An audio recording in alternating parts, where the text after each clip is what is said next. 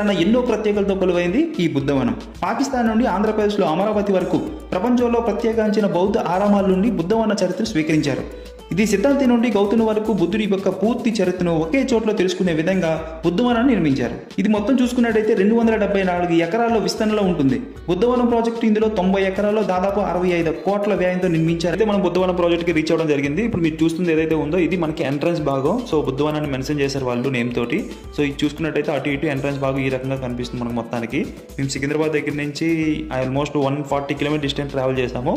So మేము bike మీద వచ్చాం కాబట్టి మాకు ఆల్మోస్ట్ 2.5 hours టైం అయితే పట్టింది. బుద్ధవనం ఒక అద్భుత ఆధ్యాత్మిక వనం. ఇక్కడ ప్రతి అడుగు ఎన్నో మధుర స్మృతులను మిగులుస్తుంది. కొన్ని సంవత్సరాలుగా నిర్మితం అవుతున్నప్పటికీ తెలంగాణ ప్రభుత్వం వచ్చాక పనులు వేగవంతయ్యాయి. ఇప్పుడు చూసుకున్నట్టయితే 5 భాగాలుగా పూర్తి చేశారు. బుద్ధ చరిత్రవనం, బుద్ధ పార్క్, జ్ఞానవనం, స్తూపవనం, మహాస్తూపం.